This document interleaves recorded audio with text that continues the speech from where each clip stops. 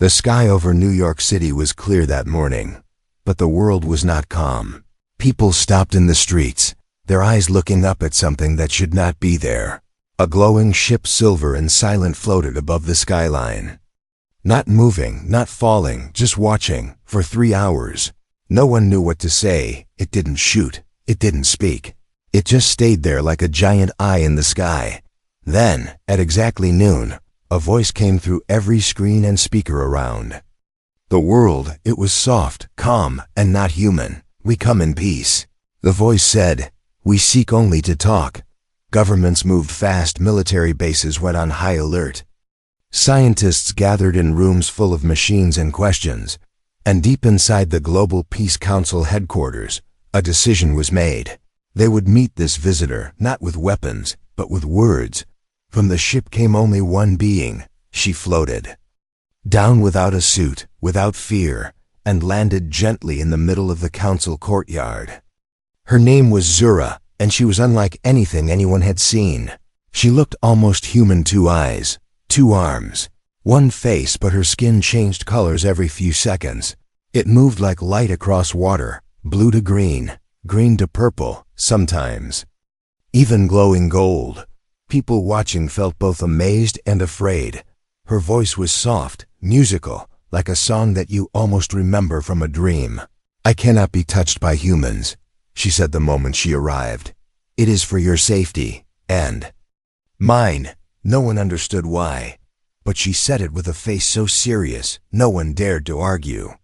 A young man named Elian was chosen to be her translator. He was smart, calm, and known for understanding many languages, even alien ones. He was curious about Zura, but also careful. He walked beside her, but always kept a little distance. For the first day, Zura said little. She only watched and listened. Sometimes her skin turned soft blue when someone smiled at her. Other times it flashed red when reporters shouted too many questions. Elian noticed every change. He wrote it down, trying to understand her better. Then came the moment no one expected. It happened in the council meeting room. Elian and Zura were walking side by side. He pointed to a chair, not watching where his hand moved. Their fingers touched just for a second. The world changed. Zura froze, her eyes wide, her mouth slightly open.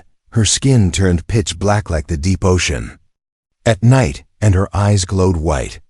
The room around them shook slightly. Lights flickered. Machines beeped without warning. Everyone shouted. Some ran. Others pulled Elian back. Zura didn't move. Then she whispered something in her own language, a sound full of fear and memory. Elian looked at her, confused and scared. I didn't mean to, he said. Zura blinked slowly, and her skin turned gray. She looked at him, not angry, but deeply sad. It has begun, she said softly.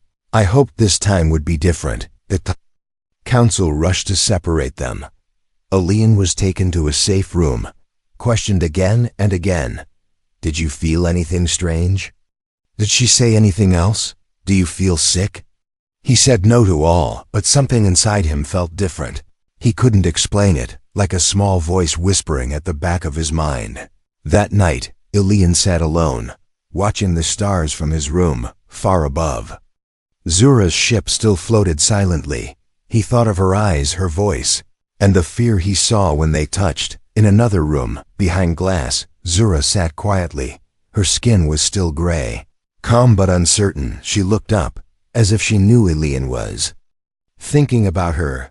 No human should ever touch me, she whispered again, but this time to herself. Because when they do, old things wake up. The screen flickered as her heart rate spiked for a second. Her skin flashed purple, then red, then black again. Something was happening, and no one truly understood what. But it had already begun, and now, nothing would ever be the same again. The world kept turning, but something had already shifted. Zura hadn't spoken again since the touch. Her skin had turned a dull silver, like the color of silence. Inside the observation room, she sat on the floor, knees to chest, not blinking, not moving, on the other side of the glass. A dozen officials watched her. Some were scientists, some were soldiers, and none of them had answers. What did she mean it has begun? Someone asked, is the human infected? Another replied, they weren't looking for truth. They were looking for someone to blame. Elian sat alone in a cold room with only a chair and 2 cameras. They had taken his clothes, his bag, even his necklace from his mother. Everything about the room felt sterile, but his thoughts were burning. He kept seeing her face, that moment when their fingers touched. The flash of black skin, the deep sound in his head like a whale crying underwater. He closed his eyes, and it happened again. This time he wasn't dreaming. He saw lights, not human lights, but glowing symbols spinning through a purple sky. He heard voices that weren't his, and he saw her, standing on a cliff, surrounded by beings of light and fire. One of them fell to the ground, and she screamed, not with her mouth, but with her skin. It turned black, and everything around her exploded. Elian gasped and opened his eyes. His nose was bleeding, his heart racing, but the room was quiet again. That night, Zura finally spoke, but only to herself. The bond has formed again, she whispered. I prayed it would never return. Her skin turned a gentle blue sorrow, then flickered orange confusion, then green hope. The scientists called it a protocol breach. Their rules were broken, and now the world was uncertain. They put guards outside Elian's door, not to protect him, but to keep him in. He wasn't just a translator anymore. Now he was something else. The next morning, Zura requested one thing, to speak to Elian alone. The council argued, shouted, and voted. But Zura said something that stopped them all. If you don't let me speak to him, your world will face the same ending as mine. They agreed, but only under one condition: no touching. The meeting was held in a sealed glass room with a force field between them. Zura stepped in first, her skin Kong gray, her eyes watching every movement. Elian entered second, unsure if he was afraid or curious. They stared at each other in silence.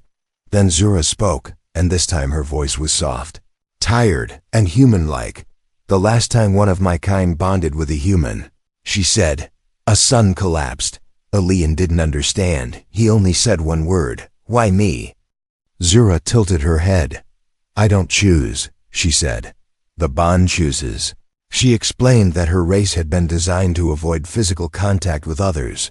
Touch wasn't just skin, it was data, memory, emotion, and energy. When a bond is formed, thoughts mix, fears merge, and truths cannot hide.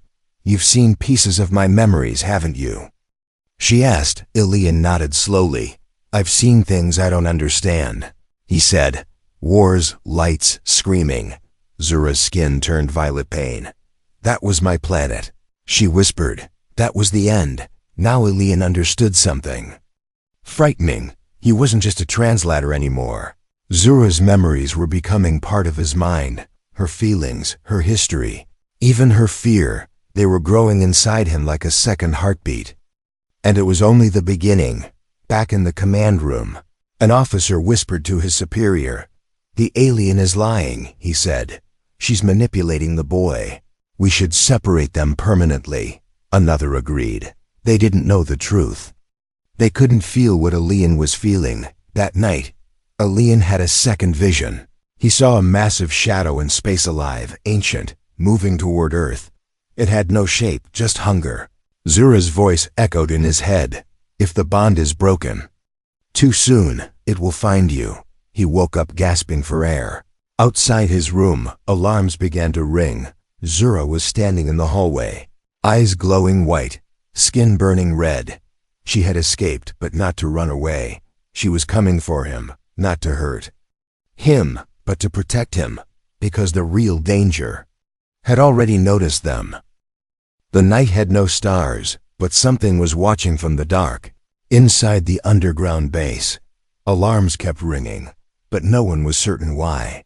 Cameras showed Zura standing still, her skin glowing red, her eyes like twin moons, yet she wasn't attacking. She had come for Elian, not with war, but with warning. Soldiers raised their guns.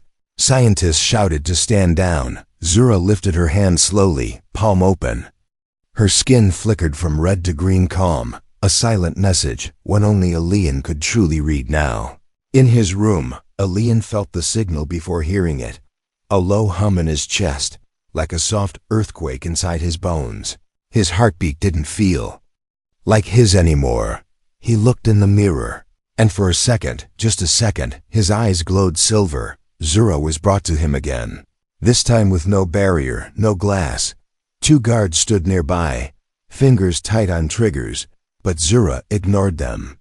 She looked at Elian the way someone looks at a memory they wish they could erase. "You feel it now, don't you?" she said, her voice like warm rain. Elian nodded. "I feel like I'm not just me anymore." Zura knelt in front of him, her skin a soft purple truth. She began to tell him the story no human had ever heard. Long ago, her kind was created by an ancient empire in a galaxy far from Earth. They were not born, they were made. Built for peace, for beauty, and for one rule: never to touch another species. Because touch unlocked everything, a living data stream, where memory, emotion, even secrets flowed from one mind to another. It was powerful, but dangerous. Once bonded, neither being could ever fully be themselves again. But some did not. "Listen," she said. "They touched, they bonded, and they loved." Elian listened, caught in every word. "The bond was strong," she continued. "Too strong. They shared everything, their dreams, their fears, their pain. And when one died," Zura whispered, "the other lost their mind." A war followed. A bond turned to obsession, obsession turned to madness, and a creature was born. From that madness an energy with no name, no shape, only hunger. It fed on the connection, fed on the emotions left behind. It destroyed a whole system in hours. Zura's skin turned dark blue, deep sadness. "I was the last one to see it," she said. "And now I feel it again, through you." Elian couldn't breathe for a moment. "I didn't ask for this," he said, voice shaking. "I know," she said gently. "Neither did I, but now it was too late." The bond was active, and every moment they were apart, it pulled at them like gravity. Even their dreams weren't safe anymore. That night, Elian saw something new. He stood inside a crystal forest on a planet that didn't exist anymore. The trees whispered his name, and the stars above changed color as he breathed. Zura stood beside him, not in fear, but in peace. For a few moments, he understood everything she felt. Then the forest shattered. A shadow broke through the dream, a black pulse crawling across the stars. Elian woke up screaming. In another room, Zura did the same. Across the base, people started noticing strange events. Machines glitching, lights flickering, people hearing voices with no source. The bond was growing, and with it, something else was waking up. Zura asked to be moved to Elian's side permanently. She said it was safer that way, not for her, but for him. The council refused, afraid of what they might become together. But deep down, they all knew this connection wasn't just psychic.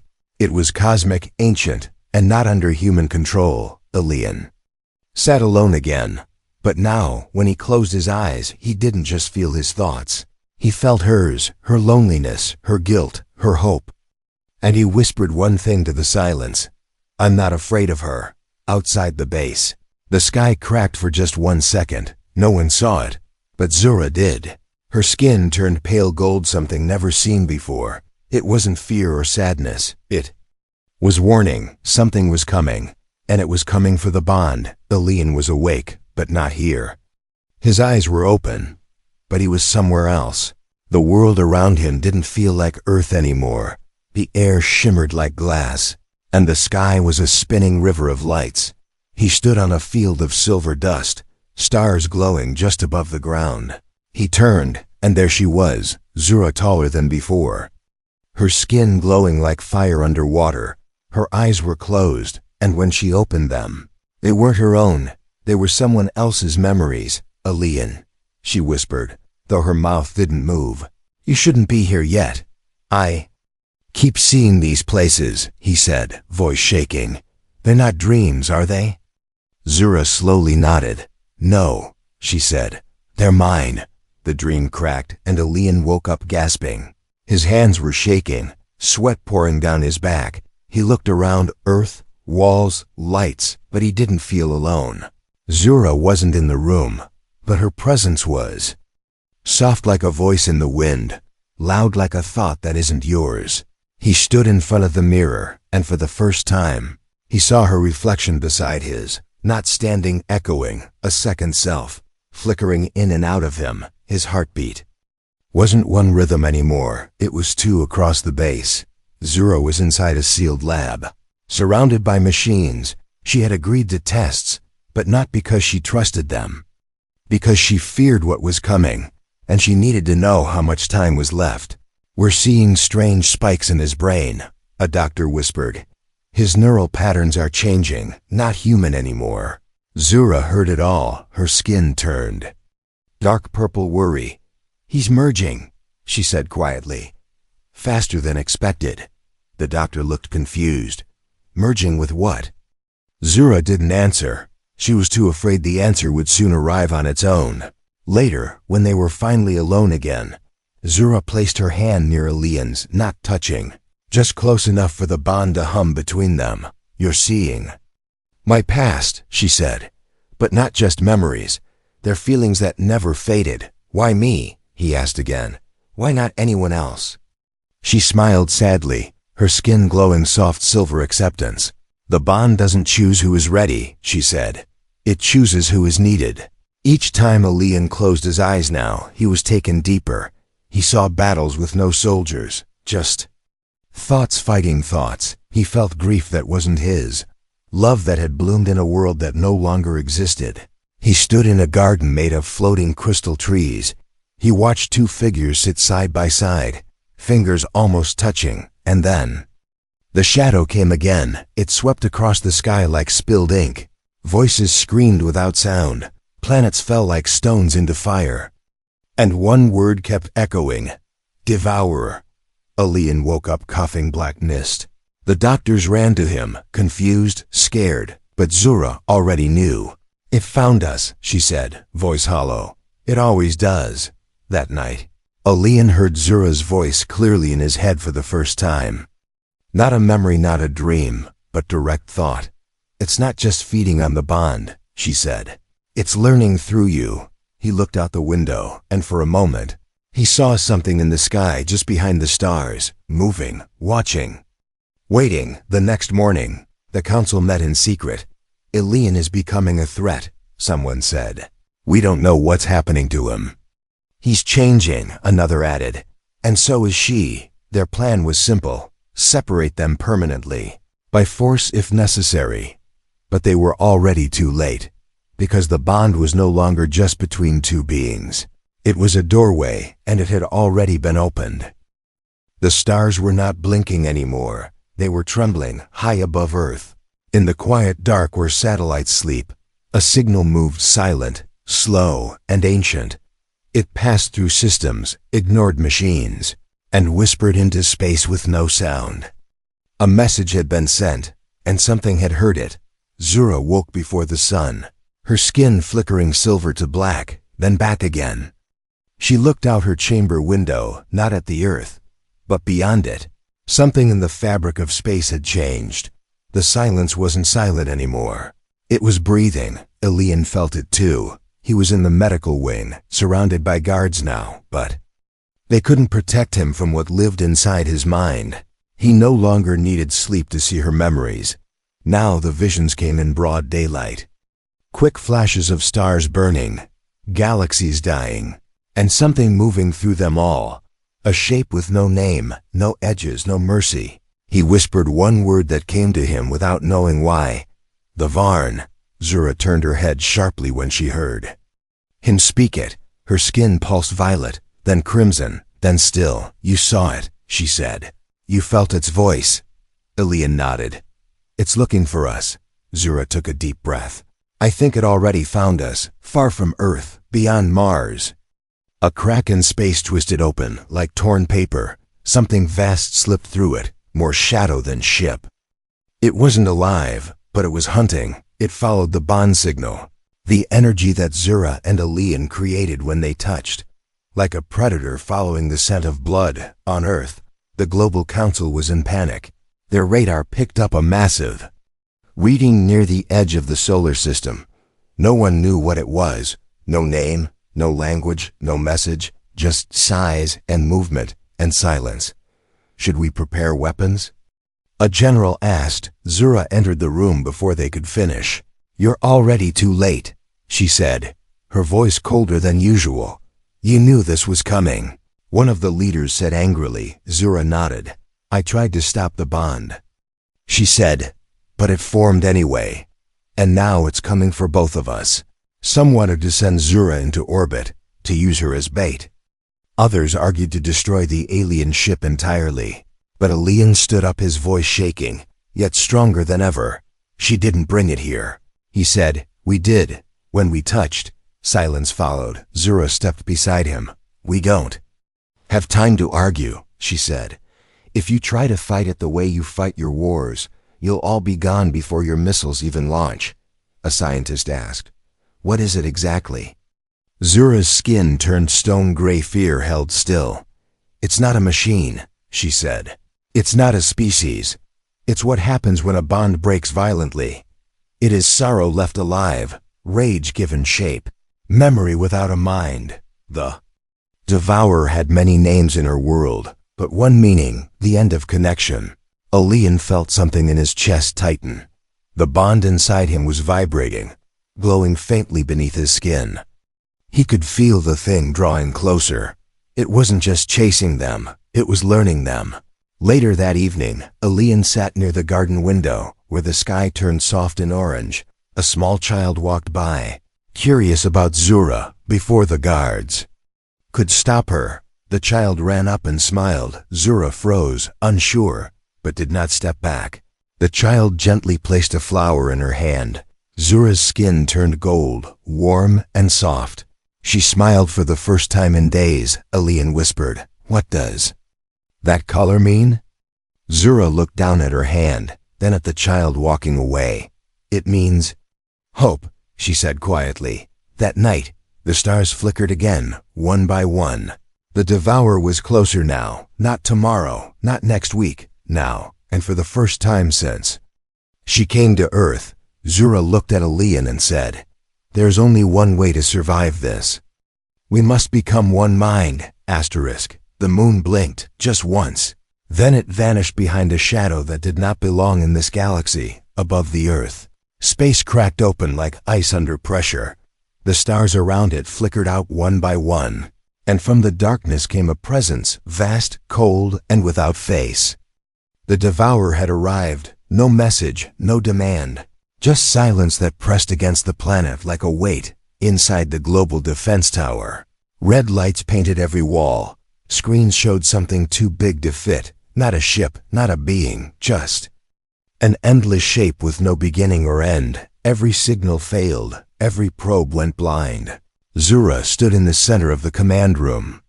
Her skin pure white in emotion no one had seen before. Not fear, not sorrow, but something older. Something final.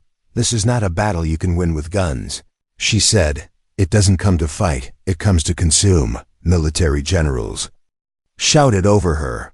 We can't trust you. We'll launch everything. If we die, you die with us. But Elian stepped forward, his voice calm. We don't have to die, he said.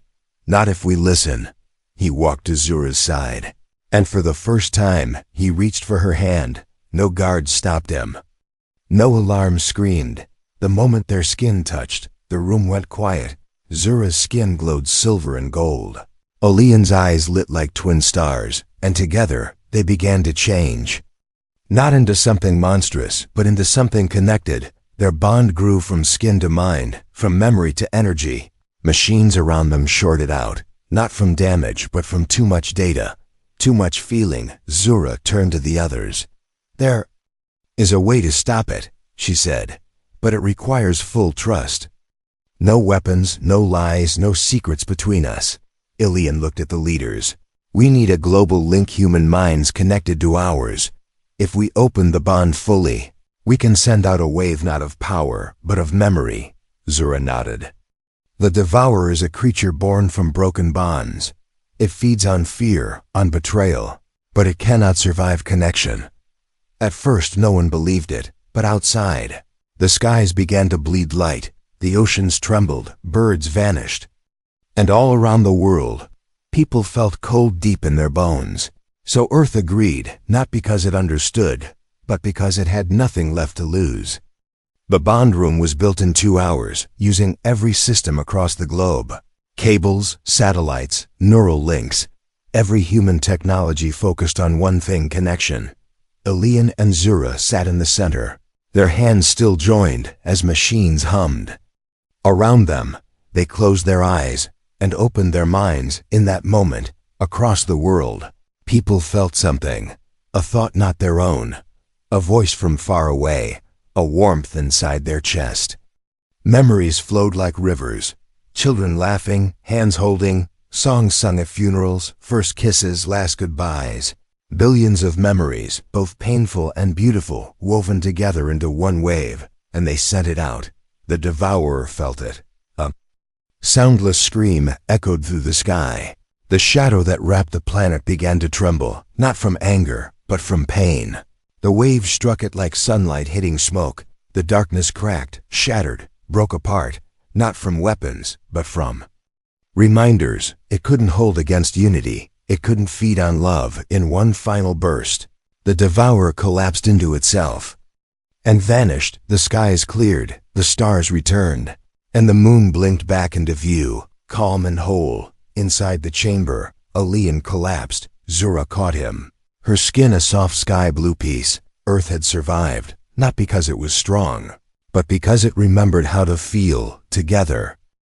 The stars were quiet again. No more trembles, no more shadows, just light, soft, steady, safe. For the first time in days, the earth was still.